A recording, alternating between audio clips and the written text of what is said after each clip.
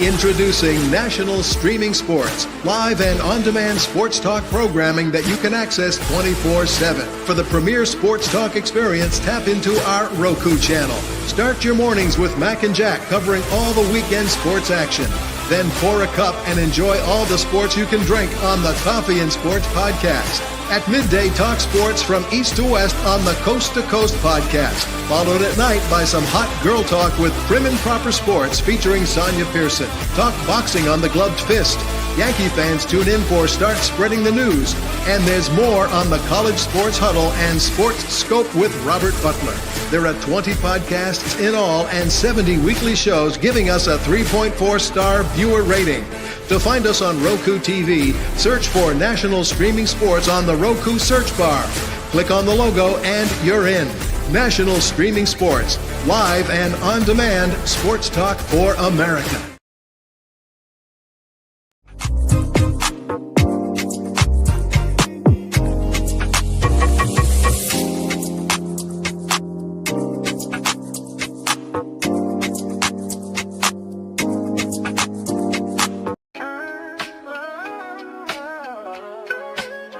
Yeah, yo, it's game time, ain't no messing around. Huddle Sports Network, the best in town. From NFL rumors to the latest trends, we got all your sports, just tune in, my friends. Catch us on Roku, Fire Stick, take your pick. Facebook, YouTube, where the action's slick.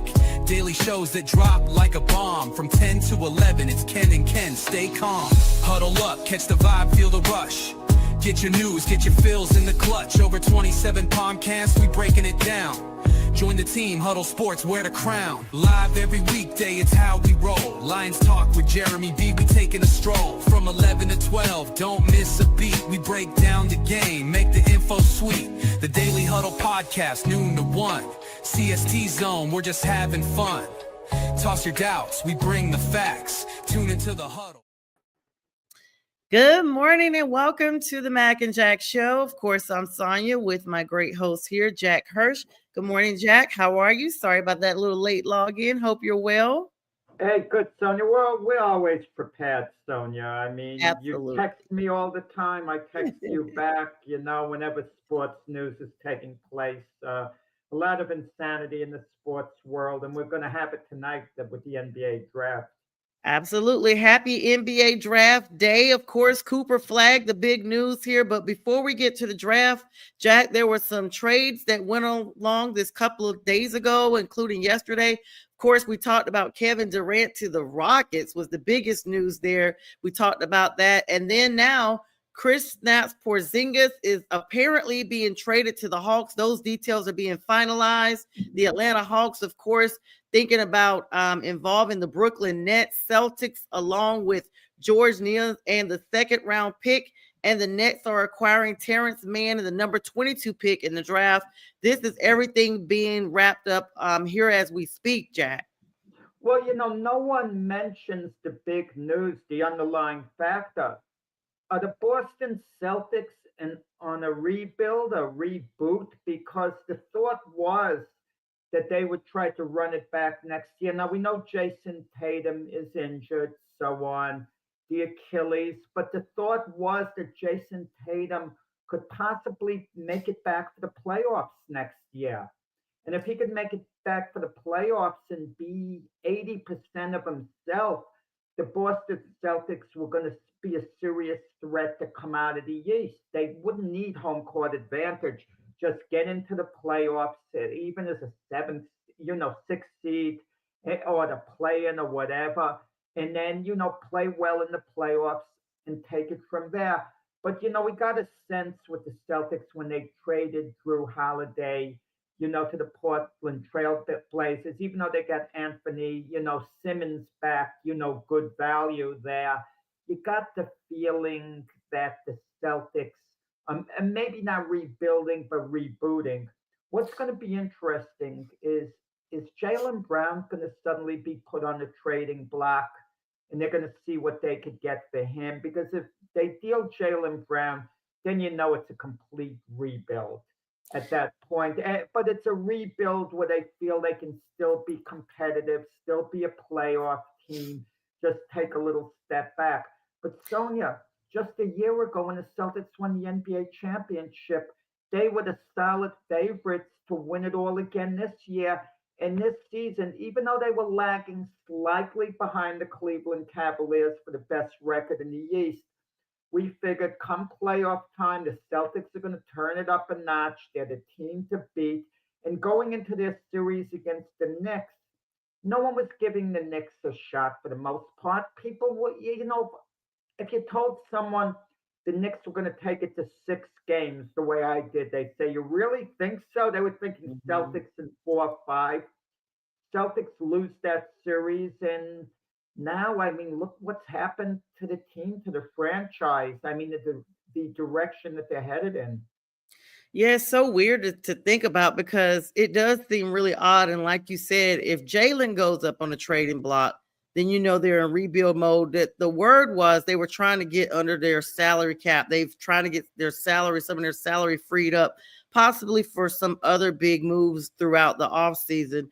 But Jack, I'm a little concerned because Chris Porzingis is not a small name to that organization. And to be sending him to the Atlanta Hawks, I will say, as a Hawks slash Hornets fan, I'm a happy person for him to be coming to Atlanta. However, You're a happy person if he can stay on the court, but he's that's had the another injury thing. history. Last year, he had some type of virus, Yes. but he tried to play through and really couldn't play through it effectively. He wasn't a factor in the playoffs. And but when the Celtics won the championship, he was a valuable piece for them.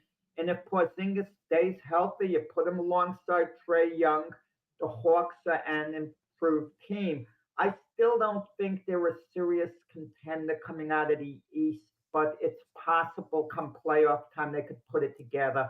Because keep in mind, when you look at the East now, even though the Celtics have taken a clear step backwards, the two favorites that are going to stand out are the Cleveland Cavaliers, the New York Knicks, and right behind them now with the deal the Atlanta Hawks made with Memphis for Bain, it's Orlando Magic.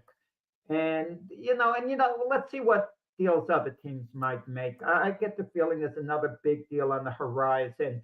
Everyone throws out Giannis's name, but Milwaukee hasn't said they're going to trade him. I mean, but I'm sure teams are calling Milwaukee. But I'd like to see the Bucks and Giannis come to a resolution. Either you're going to be a Milwaukee Buck or not. Sit down, no maybes. I mean, get a career commitment out of Giannis. We want you here the rest of your career. This is what we're going to do. We're even going to make you an assistant coach. How's that? You never hear that with players. You're gonna be No. coach. This way, when the coaches are talking in the room privately, the team, this and that, you're with the team. Or have Giannis there on draft night. Say, look, these are the guys available. What do you think, Giannis? And if you're not sure who to take and you could go either way, go with Giannis's pick. Makes him happy. Yeah, I'm still waiting to see where Giannis goes as well. I will say this, just back it up just a quick second, Jack. If Porzingis can stay healthy, maybe this will kill some of those young trade rumors. Almost a tongue twister there, because they Yeah. have been talking about actually trading him, but maybe they're trying to actually build around him or get him some help in some form by bringing some other vets in. But like you said, the Hawks still have a long way to go. About Great Giannis, point. Great point with Trey Young, by the way. Kudos, because it changes the mindset on what to do with Trey Young. They might say, let's see how he does with, mhm, Porzingis, as opposed to feeling we can't get it done with Trey Young. That's a great right. point. If they can't get it done with Porzingis being healthy and helping him, then next year we may be having a different I don't think conversation. Trey Young's going anywhere now because if he was going to go anywhere, Sonia, I think it would have been before the draft. They would Be have looked at right the different before. possibilities. He still might, but I think, with the draft capital, out there, I think that factors into it and the draft takes place tonight. But you never know. We could get blindsided, Sonia, by a big deal today, right before the draft. My prediction is there's going to be some type of big deal. And don't ask me what it's going to be. I have no idea, but something is going to go down in some way, shape, or form.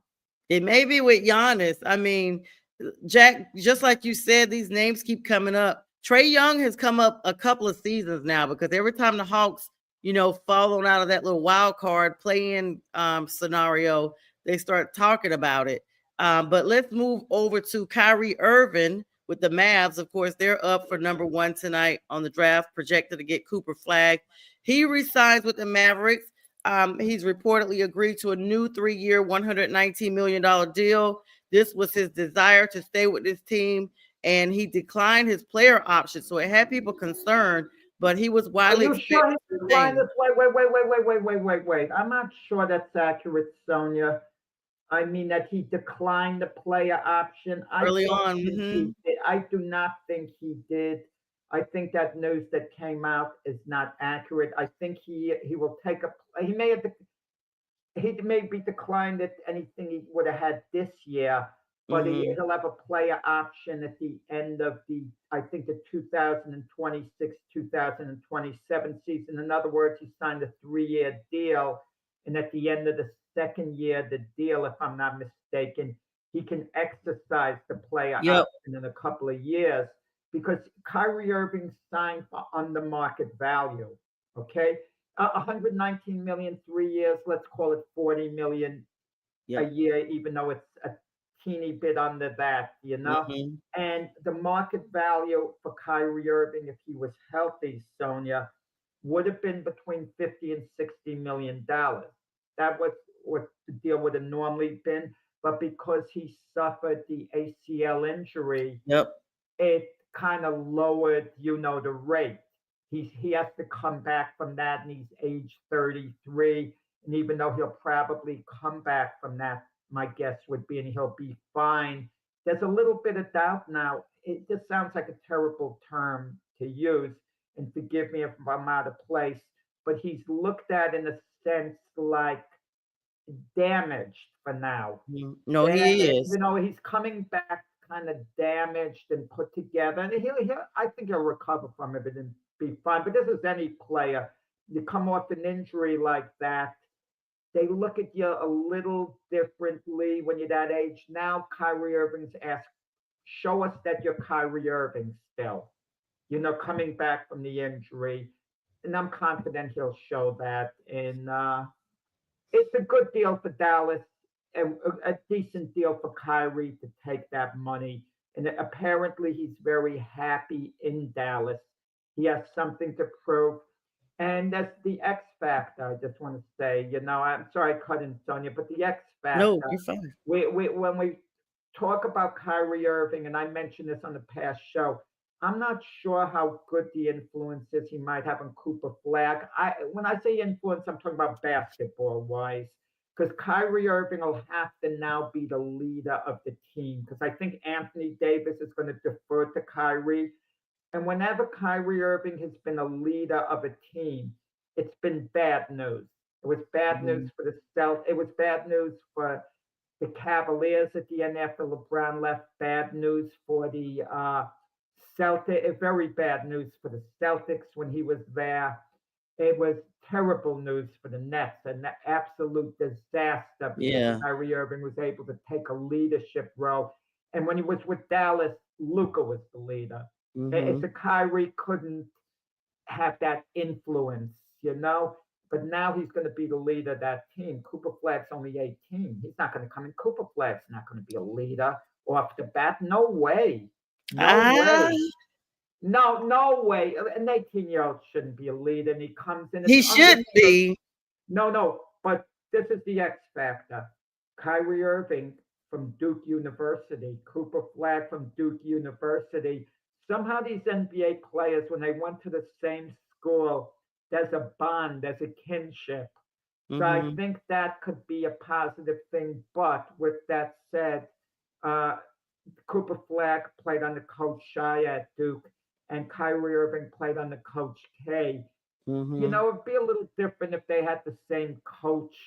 Coach K could intervene and so on. But I'm sure Coach K's been around the Duke program with Cooper Flag and knows him well. I think it'll work out. I think the Mavs are a serious threat, serious title threat this year. Yeah, I agree with that. Going back just a little bit when you were talking about the Duke kinship. Yeah, Coach K is very much well still connected. He's kind of like a emeritus type coach to the team. He's always there. He's always, lending an ear, lending a help. I mean, he's been seen at practices and games alike. The only thing he's done is retired in name only, Jack. He's always involved. So I'm sure he's still involved in Cooper Flag, and he's probably already made that solid connection between the two. How exciting that as an 18-year-old, you're going into draft and you have someone like Kyrie Irving, even though he's kind of, downwardly projected over the last few years with injuries and what have you. He still is a name in the league that he can attach himself to and kind of mature from there. Well, I was reading a story about Cooper Flag and his family. As a close knit family, they were sitting down and they were talking about the draft, where he was going to go to before the lottery. And they were going over the three possibilities, all the pros and cons. I think it was Charlotte, Washington, and maybe Utah, the best chances of drafting him. And they were looking at how, the advantages to each, playing for Washington in the nation's capital, how they could use him, playing for Charlotte, being close to home with all Mm-hmm. the Duke alumni, how great that's going to be. And then, the ping pong balls were falling very strangely. And the Mavericks, who had only like a 2% chance approximately of getting him, win the lottery. And they never even considered Dallas. Right. Never even Never. considered Dallas. And all of a sudden, the kid is being interviewed. How does it feel to go to the Mavericks? And it was like, duh. Right. Like it They never even never like thought about it it. was like in like a state of shock. It's like it's like your new job, Sonia. You're planning to, get your job in Atlanta, New Orleans, and you have it all set, you have it all planned up, and then you're told you're going to Nebraska, Yeah, I'm out of like, nowhere, who? like all of a sudden, okay, pack your bags, you're going to Nebraska, like what, Right. You're like, no, who? Because you never, when you don't prepare, I mean, it had to be somewhat of a shock to him because, like you said, his family had talked it through with him. And you got to remember at the end of the day, he's still a kid, Jack. He has no sense of adulthood whatsoever. He literally just came out of high school last year. And so now he played 1 year in college and now he's supposedly this full adult. And so he's got to, come up with these social skills and all these acclimation skills to adulthood because he's now being tossed into the full NBA, Jack. Well, there's the other element too that's good for him. He's going to a winning situation. Mm-hmm. Even though think the Mavs are going to be title contenders, maybe they won't be, but they're not going to have a bad team. If they stay No. healthy, they're going to win more games than they lose, and they're going to be a playoff team. But so many of these great college players who've been on winning programs, all of a sudden they go to a team that's a losing team. Well, when you're drafted high, that's normally the case. The worst teams usually get the best college players to start. The Cooper Flag is going to a situation from a winning program to a winning program. Mm-hmm. I mean, to the Mavs, Duke to Dallas. And that's a heck of a lot better than going from Duke to the Washington Wizards, Yeah, okay, or and the losing like Magic. They had that. talked about the Magic too. Oh, the Magic would have been great. The Magic are going to be contenders next year, in the East. At the very worst, they're going to be a playoff team. That would have been a great situation. And there's also this other little element of where someone's going to spend their time and where they're going to live. We think about that with athletes all the time, even in Mm-hmm. the NFL. You know, let's say you're drafted by a team like the Buffalo Bills or the Green Bay Packers. Those are great programs. Those are But no Super one Bowl wants to live contenders, and there. no player is going to be upset about that. But if those teams were losing, you're Mm-hmm. thinking of where you have to live. You're thinking, I'm going to have to be in that cold weather. Yes. I think it was, Jalen Suggs. He was supposed, another player was supposed to projected to be drafted by Toronto. And Toronto somehow pulled a switch and he got drafted by Orlando Magic. And you had to be thinking, wow, I'm playing in Orlando instead of Toronto. And then another player is thinking, well, I'm playing in Toronto. I'm going to have a cold winter. I'd Yes. rather be in the warmth of Orlando, in the nice Florida weather. I get in my car, I'm in shorts. I walk into the practice facility rather than being a heavy overcoat bundled up. But if you're in a winning situation, it's great no matter what. Yeah, you're okay as long as you're in a great situation. My boy Aaron Rodgers was on the yeah, I saw him being interviewed yesterday on the Pat Yep. Cast. Pat Yeah, McAfee show. right, and they were talking to him about the Pittsburgh weather, how cold it is. Aaron's used to it from Green Bay, Yes, and New definitely. York isn't the warmest place in the winter, even though it's obviously better than Green Bay. And you think of the difference between if a player's going to Miami, this or that. Well, they have to live that. Yeah, not in the off season, but during the season. Yeah, but those are fun cities to live in too. That's the other thing. You got a city that's, thriving and has a lot of activities and things like that. That he won't be lost at all with finding something to do in his off How time. good Cooper Flag is going to be, it really remains to be seen. Yeah. Maybe he's merely going to be no more than a good player. Maybe he's going to be no more than a player who's good enough to start for a team and, be decent, but not be a major impactful player. Look, remember what everyone said about Zion Williamson. He was a monster. He's a generational He talent. has been He's ridiculous. going to be an all-time great. And and then I remember Jalen Rose said before the draft, he said, maybe Zion Williamson isn't going to be what they say he's going to be. Maybe he's going to be no more than a perennial all-star, meaning he'll make the all-star team each year. He'll be a heck of a good player, one of the better players in the NBA, but not this monster generational talent. And Zion's not even a perennial all-star. Think of it. He's not even that. Is he even going to be? How many All Star teams is he going to be on going forward? Part of it, of course, is that he's injured, but it's been injured a lot his share times, but his motivation has been brought into question. And even when he's been healthy, he hasn't been a monster. He's been a heck of a good player. Don't get me wrong, a heck of a good player who sometimes impacts games, but he hasn't been, anything nearly what they made him out to be. This like can't miss, if he's going to be healthy. And maybe that's what Cooper Flag's going to be. Cooper Flag, it's safe to say he'll probably be more dedicated than Zion Williamson, okay? But with that said, is he a better prospect coming out of college than Zion? I mean, I don't think so. Talent wise, even though some people might say yes at this point, and like and when we mention about Cooper Flag, he's 18. We're assuming he's going to be a better player when he's 20 than he's 18. But sometimes these young phenoms, they hit their peak at a very early age, and they don't necessarily improve to the point that we project them to. I think what you have to think about is two things. Number one, how lucky that Dallas got to get the number one draft, especially after trading Luka Doncic to the Lakers. Everybody kind of thought that was a little bit of it. But now they landed this great trade. And you and I talked about this, Jack.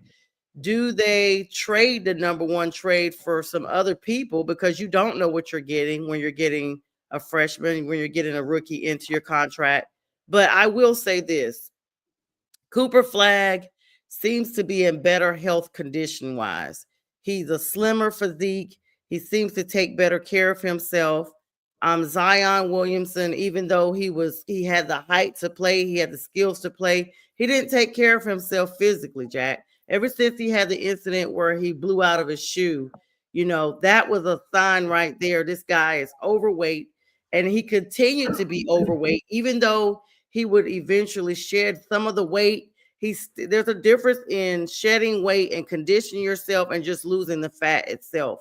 So he did not really take care of himself. He is the blame for the lack of talent that we've seen from him and the consistent injuries, because he has not conditioned and taken care of his body as he should. When you are a player getting all this money, your body belongs to the team. As far as this is your job is to take peak performance. You can't show up just on day one of training and expect to be in shape if you've done nothing during the off season. Yeah, I think you nailed it perfectly, Sonia. It's a question of motivation with certain players, and you can't give someone motivation. You just can't. That's got to come from within. You can work a player hard in training camp. You can push him to a point when you're with him, but it's got to be self motivation. Mm-hmm. And Zion Williamson apparently doesn't really have it. I mean, he in spots could get inspired during the game and put out 100% and want it badly. Maybe work out hard a week or two at a time, and then kind of, all I know, lay back on his couch, watch TV with a big bag of chips and relaxing because the young people, they have money and they've Mm-hmm. gotten by on talent a lot of the time, most of the time, and we just don't know, like the motivation. And but when you draft a guy, you can't get caught up in the hype either. Okay, and the Dallas Mavericks are going to take Cooper Flag because they haven't even entertained, trade offers for him in that sense, and they shouldn't, unless they feel he's really not going to be that good, as good as made out to be. If they feel that, then they absolutely should trade him. The Dallas fan base is exciting. You got them back. A case in point, one of the major sponsors was dropping the Dallas Mavericks after they traded Luca. They wanted nothing to do with the Mavs. When the Mavs got the number one pick, meaning they were going to get Cooper Flag, that sponsor came running back that they Mm-hmm. want to, do business with the Mavs. They want to be their, big time sponsor again. That's what Cooper Flag brings. He brings hope. It's a hero in Dallas. He's one of these cornerstone players. There are not that many of them around, and when a team has them, you have to hold on to them. That's why, when Aaron Judge was a free agent, I thought it was ludicrous talking with Mac and Dr. Paul Semendinga. Oh, let him go. Don't re-sign him if you don't want to be a Yankee bad enough. That was nonsense. I told my buddies, Dr. Paul and Mac, because it's Aaron Judge. He's Mm-hmm. a, he what he means to the Yankee brand, what he means to their brand. What does Cooper Flag mean to the Dallas Maverick brand? I mean, think of that. What he's going to mean going forward to them. And there's no way you trade. And Jay Train says, "Oh, you trade him if you could get Giannis." He said on the debate show, "You make the deal." No, you don't. No, Yeah. you don't. As great as Giannis is, that would be foolish, absolutely foolish to do. Not just wrong to do, foolish to do, unless the Mavericks have came to the conclusion Cooper Flag isn't going to be a great NBA player. He's going to be no more than a pretty good player. If you come to that talent evaluation, then I can understand the deal being made. I certainly can. Because listen, one of the most gutsy move ever made by an executive in the NBA was with Donnie Walsh. We talked about this in the past show. Steve Alford was there to get drafted by the Indiana Pacers, national champion Pacers. A hero in Indiana was Steve Alford. He was an absolute icon in college, and now he's there for the Pacers to draft. So what does Donnie Walsh do? He drafts a black player for the town of Indiana from, California, Reggie Miller. Mm-hmm. That didn't go over with the fan base well at all. They wanted to hang Donnie Walsh. And you want to know something? That was one of the greatest Yep. executive moves in sports history. No disrespect to Steve Alford, who was no more than so-so as an NBA player, no more than so-so. And Reggie Miller, Hall of Famer, greatest player in Indiana Pacer history. Yeah, that trade was something serious that's still being talked about, and Reggie Miller is still known as the face of that franchise. So Yeah. sometimes you have to roll the dice on that, Jack, and that's what we were talking about. The biggest mistake, not just, I mean, you like you said, foolish, if they were to move on from Cooper before he even sets foot on the team, and then he goes somewhere and just plays lights out, it goes all the way to the top, they would be ridiculed for probably the remainder of their existence with that. Nobody would ever forget that. And Cooper's 18. He's like a son to these people. They look Yeah. at him that he's ours. They love the guy already, and they're going to get behind him. You know what I liked about the Mavs fans, though, and this is what I liked about him. When Anthony Davis played his first game for Dallas, they went out of their way to make him feel welcome. They Mhm. were they were so ticked off about the Luka deal, so ticked off, but they were letting Anthony Davis know we support you. We got your back. Mhm. Welcome to Dallas, even though we're ticked off. Yeah. We wouldn't have made the deal, trading Luca for you, but you're still welcome here. We embrace you. And they saw Anthony Davis talked about embracing, the Maverick fans. Anthony Davis had a right to be ticked off. He helped deliver a championship for the Lakers. It's easy to forget Anthony Davis can walk away saying, we won a championship with the LA Lakers. Mhm. I don't want to hear about the strike shortened season and all that. It didn't matter because the playoffs were like normal. And we'll see with the Lakers what's going on this year. The Lakers, the Warriors, they're always compelling teams, but somehow I don't want to say their window is closing, but their window is kind of halfway. They're a little behind the other teams. The Lakers got to make some type of deal. They got to make some type of deal. But what kind of deal can you make? I mean, who's there? It's easy to say get so and so. And the only piece that the Lakers have would be an Austin Reeves. I mean, but you're giving up, a valuable commodity in Austin Reeves. He's a third wheel on the Lakers, but I don't know. And the Warriors could run it back with Jimmy Butler, new season, maybe get a little more depth on the bench. New Orleans made a deal too.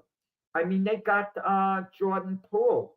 Yeah. Now it's Jordan match. We talked about Zion before. They got Jordan Poole Mhm. from the Wizards. You match Jordan Poole with Zion if they both stay healthy. They might do a little over there. They're not contenders, but they might be respectable.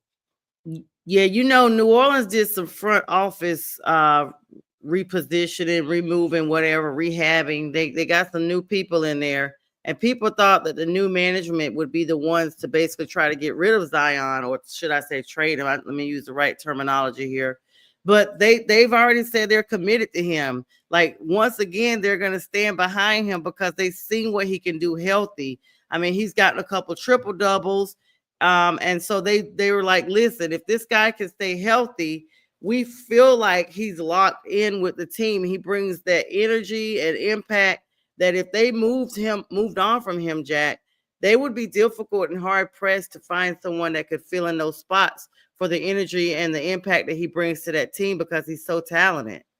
Yeah, no, I get you there. I think we gave Zion more, run on this show than we should have with Yeah. Pelicans. But it's the draft and the teams and New Orleans is going to pick high. They're going to be in a position, the Pelicans, to maybe get Ace Bailey, who's one of the big names in the draft. It's interesting. And Dylan Harper and Ace Bailey, they're Mm-hmm. projected to go in the top six. Both of them form the backcourt at Rutgers. Rutgers had a losing record. So you mean to tell me there's something that's wrong here? if two of your top, if two of the top six players in the draft, maybe two of the top three, because Dylan Harper is projected to go second to San Antonio. Ace Bailey, in part because he refuses to work out for teams and he maybe turned teams off with his attitude through his agents. He might drop a little bit in the draft. He might go down to number six or something like that. Maybe even a little more. Maybe he'll fall to Brooklyn at number eight, for all we know. Who? But Dylan Harper? no, no, Ace Bailey. Oh, Dylan Ace Harper's Bailey. going to go Okay. to San Antonio. That's pretty apparent. They're not even Yeah, I was like, that's making big. phone Yeah, calls Ace Bailey. He was at one time, Jack, considered a number one pick.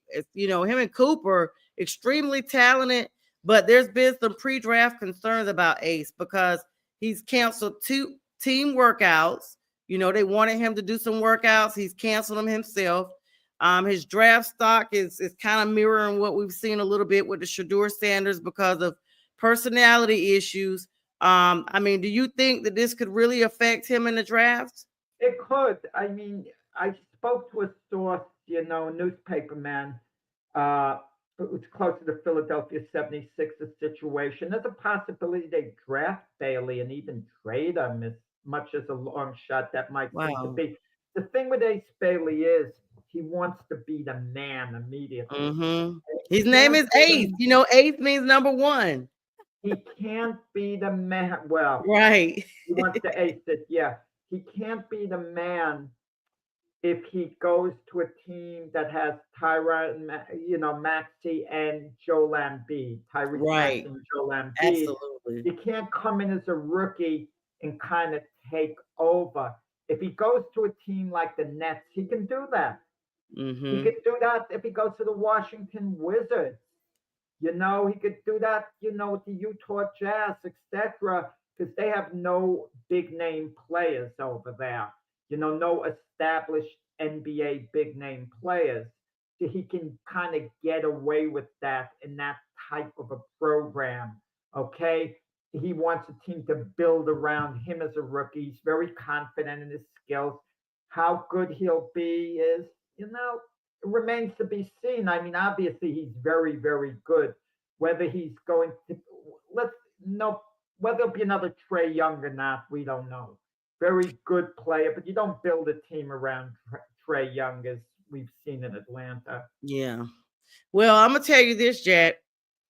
As much as people have been really hyped up about Cooper Flag being the number one pick, they've missed the mark, Jack. They've missed the bigger news about the draft. There is bigger news, believe it or not, and it involves the person, the team that you're wearing a t-shirt for. The Brooklyn Nets have a significant number of first-round picks. They have 5 number one first-round picks, and this is giving them a lot of power to either draft multiple high talent players, or they could package some of this up as last minute trades.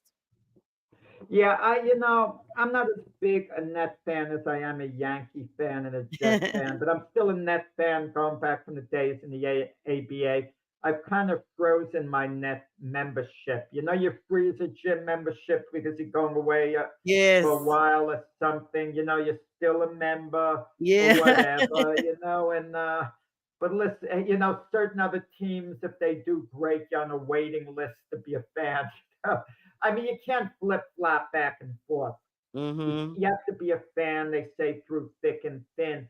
I'm a Net fan, but they don't create a lot of interest right now. I mean, they obviously, there was a buzz for a while when they opened the Barclays Center and when they got Kevin Garnett, Paul Pierce, but those guys were a little long in the tooth. They were still good, but a little past their prime. And that, of course, they couldn't get by the Miami Heat with LeBron James and Dwayne Wade.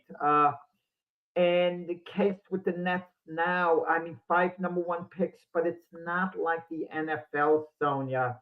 The picks are number 8, and then the next one is 22nd. So it's like they have five picks, but only one where they're going to get, an impact player for next year. We don't know how the others are going to turn out, but can they package that deal? if they see someone they like who, let's say they want to get Ace Bailey the Nets, and it comes to the team, that goes a little ahead of them, like Utah, Washington, they say, okay, flip flop picks with us. We'll give you, a number 8 pick for the number 5 or 6 pick, whatever. And in exchange, we're also going to give you 3 of our other first round picks that in the 20s.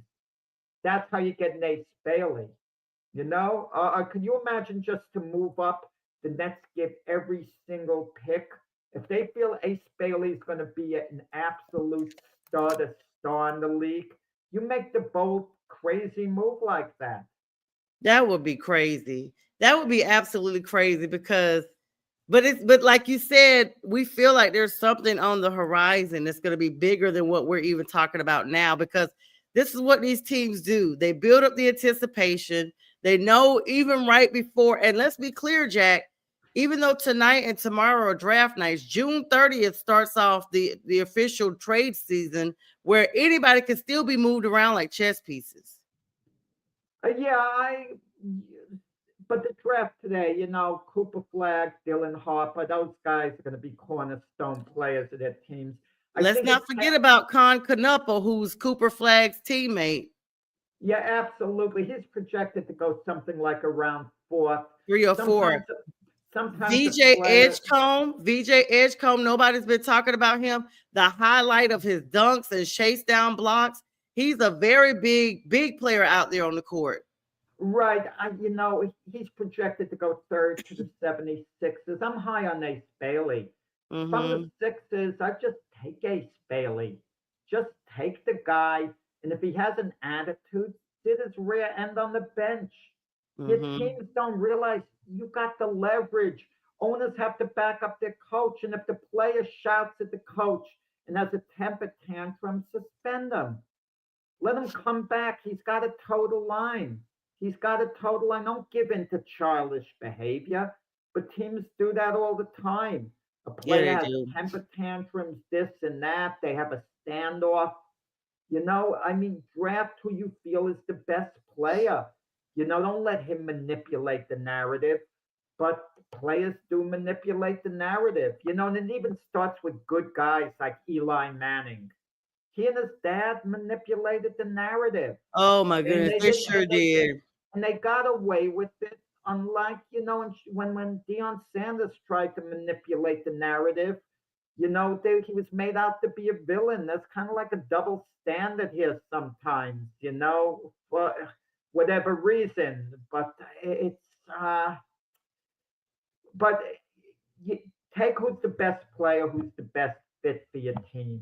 It's that simple. Don't let the player decide this or that. Let Ace Bailey stay in school an extra year if he's so concerned he's gone to the wrong team. Hey, Good Richard, how you morning, doing? Richard. Yeah, I agree wholeheartedly. Of course, guys, Jack's gonna take on this next segment here. I had a little small commitment. Jack, always a great show. I'm going to let you round out the last few minutes here of our show, and I'll of course take you off when you're ready to go. Um, but guys, Jack and I will see you on Saturday morning. Well, actually, Friday. I'm already skipping the whole week. We'll see you again Friday on the Mac and Jack show. We'll have Keith Angle on with us. And don't forget, guys, we'll be changing our name here soon, literally soon, probably this week, Jack, right? And at some point in the future, we're working on going 5 days a week: Monday, Tuesday, Wednesday, Absolutely. Thursday, and Friday, instead of alternating Monday, Wednesday, and Friday. We're going to try to compete with the big boys out there. Yes. All I the love it, inside. Jack. Uh, Super uh, exciting. Now, let me let you go, Sonia. Now, All right, you guys. have a commitment now, so All right, I'll take guys. it myself for this little bit. Yes, absolutely. And I'll see you soon. Everybody enjoy Jack. Jack, I'll see you later on. Have a good day. Yeah. Okay, I'm all alone now. What am I going to do without Sonia, without my partner, the close up of myself? Wow. Okay, but tonight's the NBA draft, like we were talking about with Sonia. But the thing about the NBA draft, the thing that makes it so much different from the other leagues is the picks don't have the same impact. We talked about the Nets five number one picks, five first round draft picks. It's not the same as the NFL. Could you imagine an NFL team had five first round draft picks? How valuable that would be, that type of draft capital. It's not the same in the NBA. Teams that go in the 20s oftentimes try to trade off those picks because it could become like a major burden on their salary cap. And they and how many of the players are going to make the net roster? Those four later first round picks, and if they do, they're going to be on the bench or whatever. So I anticipate something going down today. In the draft, something big. But I was getting into it with Sonia a little while ago. Dylan Harper and Ace Bailey, that's intriguing because Bailey could have been as high as a number three overall pick to the Philadelphia 76ers. He might still be that. And Dylan Harper is going to go number two to San Antonio Spurs. That's obvious now. And they were the backcourt at Rutgers University, and Rutgers had a losing record. I mean, it makes no sense if you have two impact NBA players, and if the players drafted second and third overall, they're expected to not only start immediately, but to make an impact on that team. They're expected to be an outstanding player for the team. But how something's got to give here because they did lose at Rutgers. And speaking about, going being picked second overall, it was ironic in the Kevin Durant deal that took place with Houston and Phoenix because Kevin Durant was a number two overall draft choice and he was drafted. And Jalen Green, who went from Houston to Phoenix in that deal, he was a number two overall draft choice when he was drafted. And of course, Durant's a future Hall of Famer. He was everything you could hope for when you pick a guy number two overall. But Jalen Green, even though he's been okay, he hasn't quite lived up to being, that type of impactful player. The potential is still there. But the point I'm trying to make is so much of the time it's how someone fits into a team concept. And Dylan Harper, whose dad played in the NBA, his brother played there. He's in a great situation going to San Antonio because you're going with Wembanyama. Anyone who's on Wemby's team is going to be elevated because they're going to win. Just do your thing and fit in, which he's going to do nicely there. And San Antonio really is building the team, of the future. Everyone's talking about OKC. OKC has a lot of draft capital, but it's, building around Wembanyama, which is going to, I think, be the future of the NBA. It still might take 2-3 years yet. Maybe not even that long, because I think San Antonio Spurs are taking a big leap up next year. A big leap up next year. I think they're going to be a playoff team, and maybe the following season, they're going to be a championship level team. They kind of remind me of the Dallas Cowboys under Jimmy Johnson. First year they went 1-15. Then in the second year, they came on a little at the end of the season and they were 7-9. They won some games at the end, which showed they won the rise. Third year, they were a playoff team. They went 11-5. The fourth year, they won a Super Bowl. Fifth year, they won a Super Bowl. And then 2 years later, they won a Super Bowl, 3 out of 4 years. I think we're going to get that with the San Antonio Spurs at some point. But I hope people get off the merry-go-round of comparing players based on how many championships they won. It's a team game.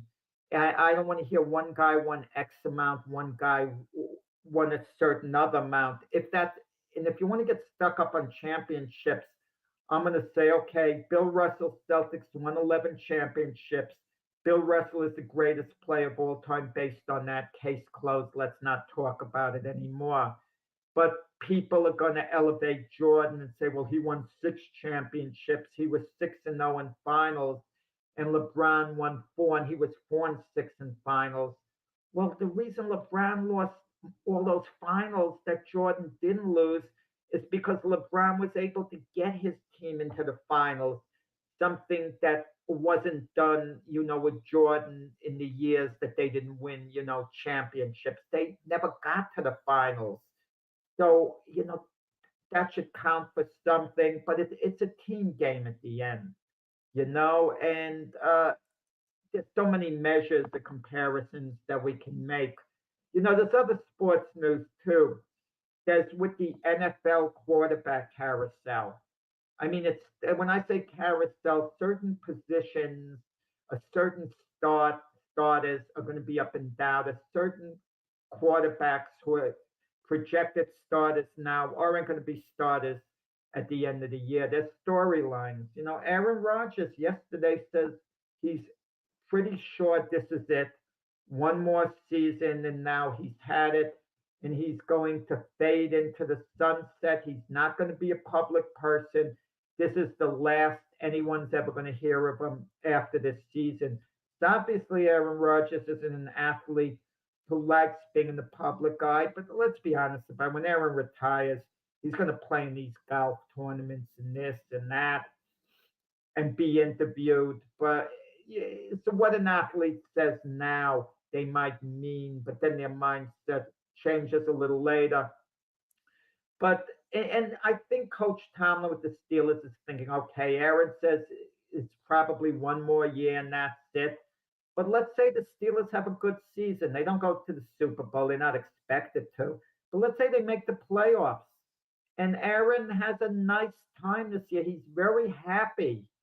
And he says, I really had a good time. I enjoyed playing football. And the fans embrace him. And the Steelers look like they're going to be a better team next year than they are this year. And let's say next year they look like they really are going to be Super Bowl contenders. He might very well change his mind. So it's basically taking it a year at a time. A word's coming out of Indianapolis that Anthony Richardson, who was a fourth overall choice in the draft a few years back, who's been injured a lot, been erratic, hasn't been all that the Colts were hoping he would be, is going to lose his starting job to Daniel Jones. And Daniel Jones couldn't cut it with the Giants. He had one good year. One good year took him to the playoffs. They won a playoff game. But it's amazing, this quarterback carousel. A quarterback can't be a franchise quarterback with one team, but he can be it with another team. We hear the old term, the change of scenery. And that's the situation that, we're getting, in Indianapolis with Daniel Jones. It's an ideal opportunity.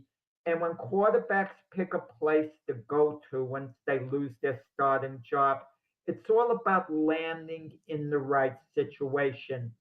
In some places, they have no hope of reviving their career. In other places, they do.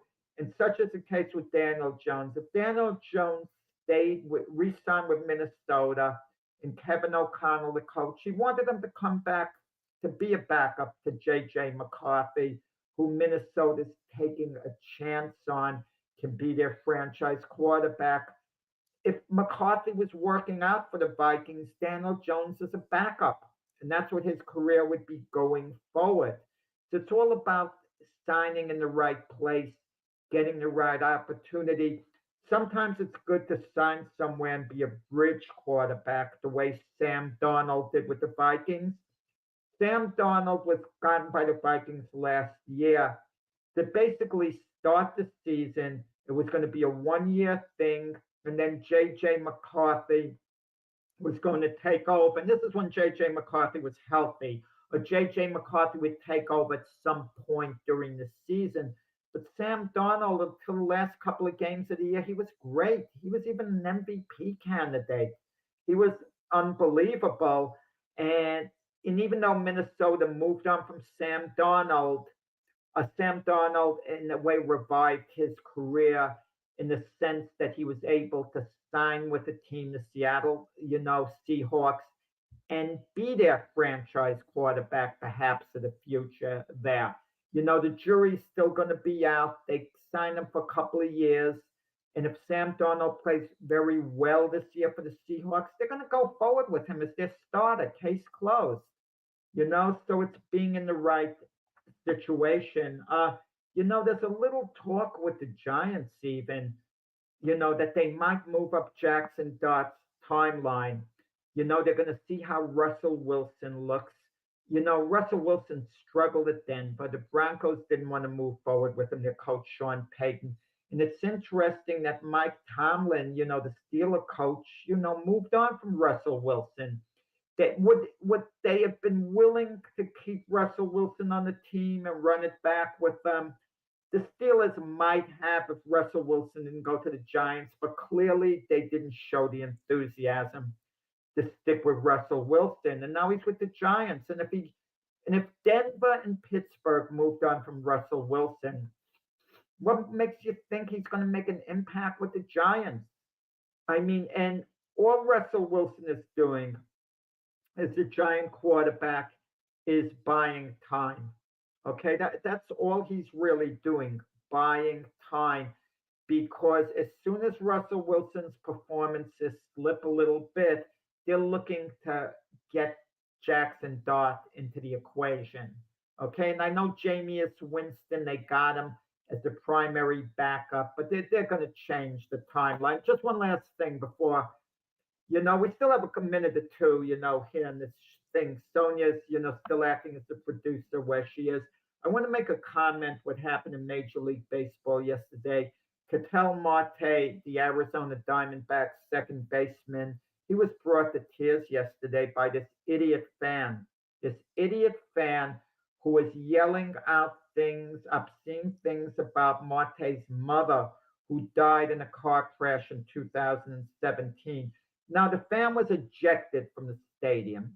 That's not good enough to me. And I'm not saying the fan should be put in jail, should be brought up on criminal charge. I'm not saying that at all. That fan should be given a lifetime ban from Major League Baseball. And for the fan to be able to go to games in the future, that fan should be, have to do X amount of community service, X amount of this, X amount of that. The mentality that we were brought up on, well, fans pay their money, they should be allowed to say whatever they want, and the players should be able to take it. No, not at all. I mean, I'm not for calling players any names, but I could understand a player's not performing. Fans are always entitled to boo. They're always entitled to boo. They're always entitled to keep it up, analyze a player's performance and respond accordingly. They could even yell out, "You're a bum." And I don't like that. Maybe that's a line that's going a little too far too, but I can understand that if a player is not performing well on the field, you keep your comments if you have to yell out to his performance on the field. But once you get personal like that, that's crossing a line that's totally unacceptable. And we can't have that, at all.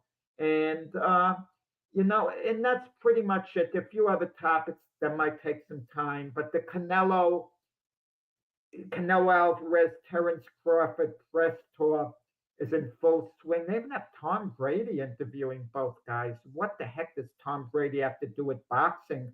Does Tom Brady even like boxing?